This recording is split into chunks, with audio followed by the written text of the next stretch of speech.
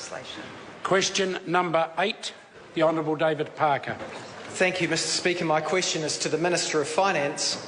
Does he stand by his statement that one of his main priorities for 2013 is to bed in welfare reforms because that is where by far the biggest fiscal benefits lie?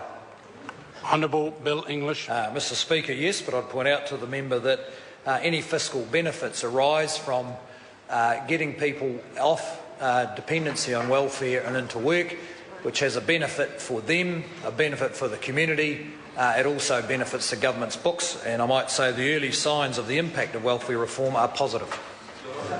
Supplementary question, Honourable David Parker. When he was weighing up the $30 million taxpayer-funded corporate welfare payment to Rio Tinto, why did he decide that getting the Meridian fire sale through was more important than securing genuine employment guarantees? Order!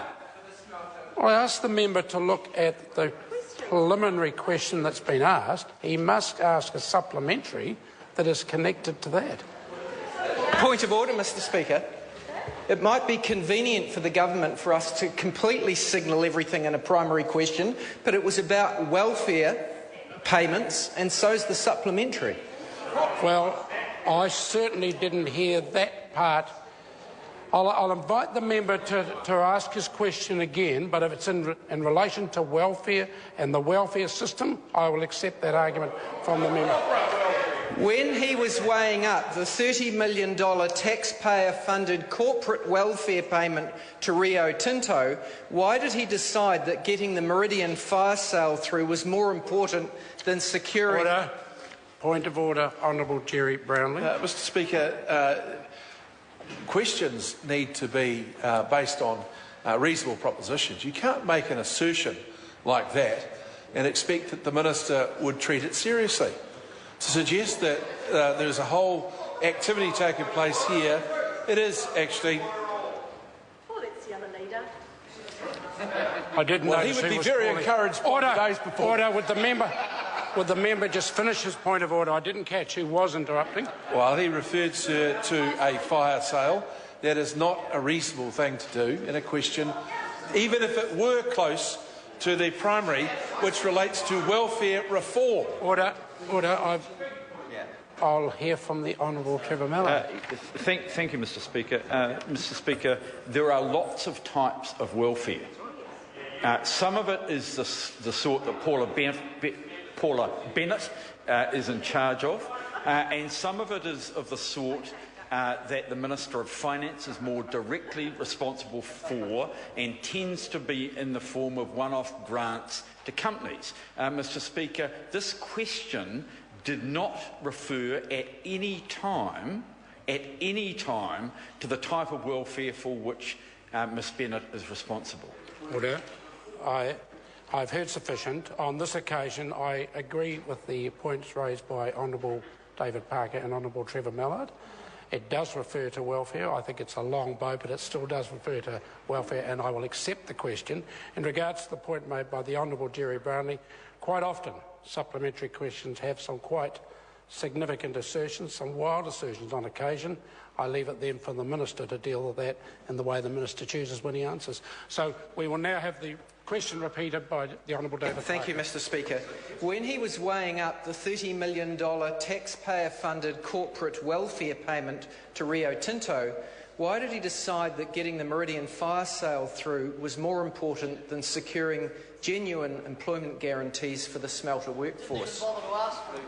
Honourable Bill English. Well, Mr Speaker, we don't apologise for having a bias in favour of jobs. And that runs through the wide range of policy, including welfare policy. We understand the opposition are against jobs, but we're for them.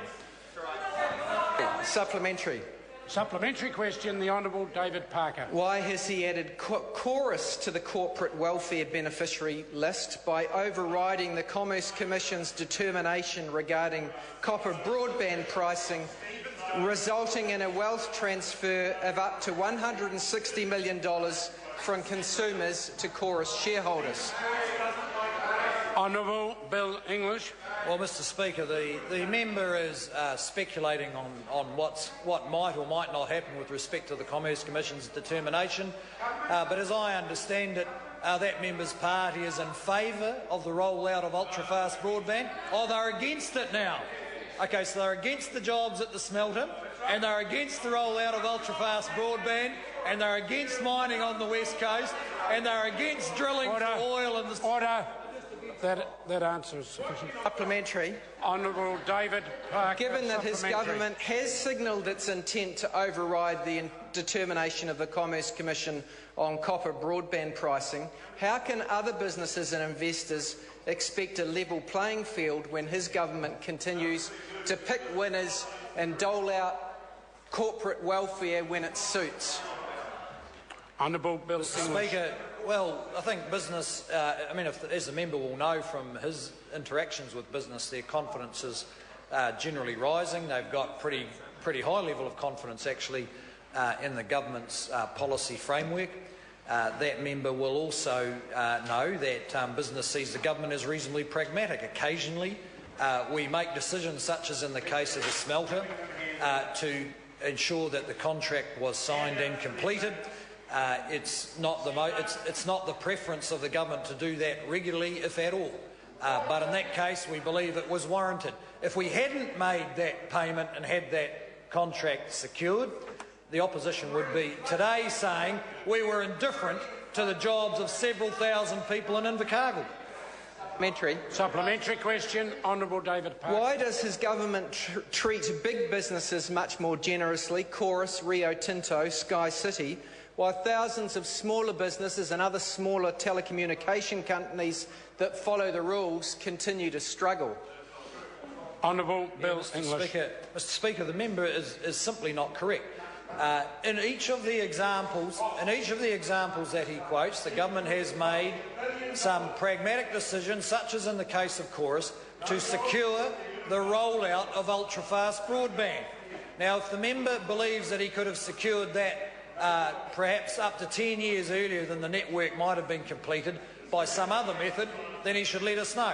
The government does not apologise for the occasional pragmatic decision to achieve the greater good. With respect to smaller businesses, the government has an extensive program, much larger than it was under the previous government, to support businesses of all sizes, to innovate, to invest another dollar and to employ another person, and it seems to be working. You should apologise, David. Hesata Sam Lotwinger. Thank you, Mr Speaker.